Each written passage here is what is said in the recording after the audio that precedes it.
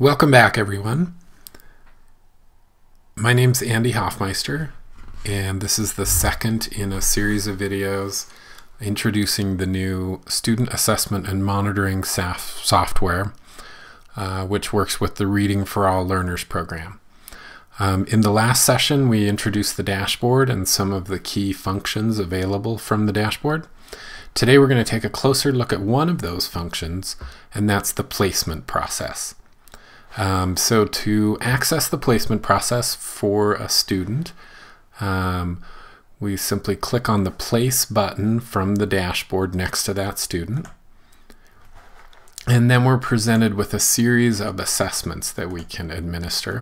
In this case, 5 assessments have already been administered, and we can see the results of those by clicking on the date, which is the date the assessment was administered.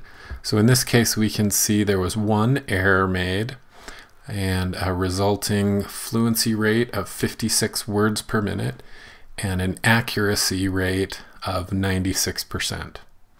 And because that achieved the mastery criteria for that assessment, we see a green indicator up here.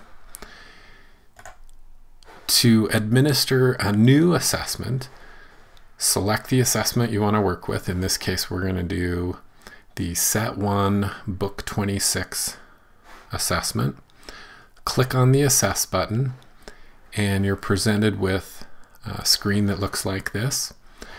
Once the student begins reading, start the timer, and then simply follow along. If the student makes a mistake on a word, click on it, and that will mark that word as an error. Should the student self-correct, you can click again on the word, which will turn it green, indicating there was an error made, but the student corrected themselves. Once the assessment is complete, hit the pause button, and that'll stop the timer. And that gives you a chance to kind of review any indicators you've made on the assessment, make sure that everything is correct, and then press the Save button. And then the results of the assessment are displayed, and you can then hit the Done button and be taken back to that menu. The process for determining the starting placement of a student basically works like this. We want to start by administering the assessments in series until we reach a point where the student's no longer meeting mastery. So for example, right now this display is showing that the student has mastered all of these Set 1 assessments. Had that worked out just a little bit differently, and let's simulate that. Had the student not mastered this last assessment, so let's run through this and put enough errors into the system that they won't reach the mastery criteria, and I'll show you what that display looks like. So these are the results of the assessment we just ran through quickly. Because the student made 4 errors and their accuracy percent is lower than 95%, we're showing a red indicator up here, which brings up an important point. Within the Reading for All Learners series, the mastery criteria varies a little bit from set to set. In the first 3 sets of books, the only mastery criteria being used to evaluate these assessments is accuracy. So for the first 3 sets, all we're really worried about is the student being able to decode the words accurately. Beginning in Set 4, we introduce a fluency criteria. You can find a full listing of all the criteria in the appendices in the SAM User's Manual or online at icsam.com. So now we've completed this assessment. Let's go back to the display. And now you can see, because we've conducted this assessment twice, we have 2 different results here that we can look at.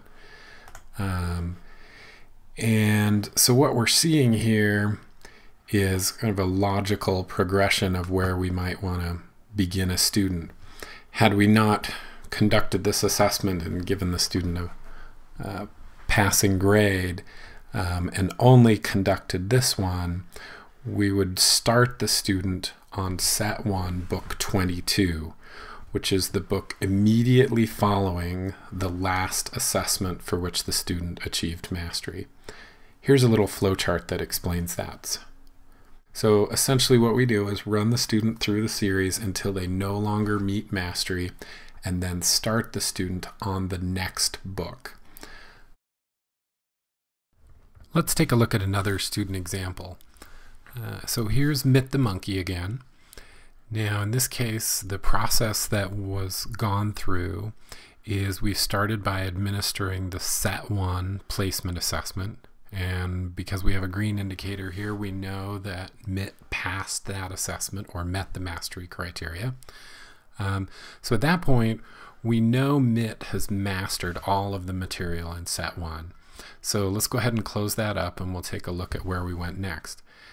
We began looking at Set 2 by administering the Set 2 placement assessment, and we can see here that Mit did not meet that mastery criteria.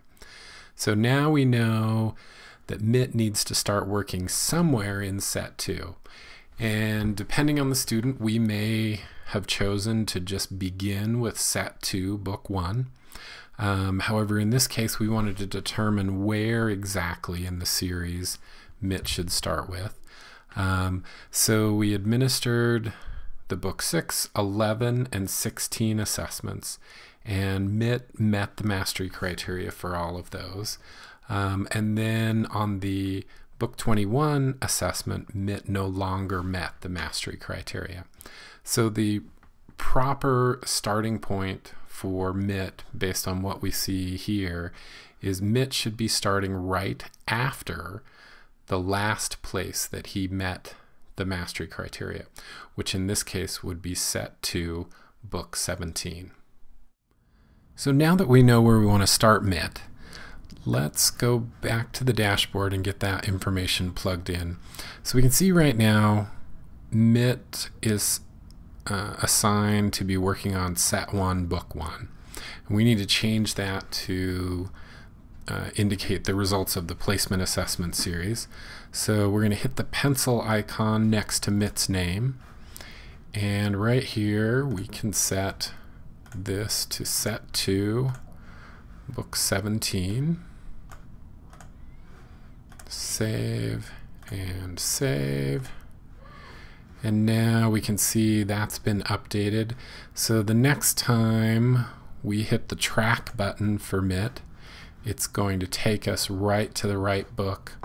The idea here is to make the data collection process as simple and as streamlined as possible. So that's the placement process. The full details of this are available in the SAM manual, SAM User's Manual, which you can download from icsam.com. And I hope you found this helpful.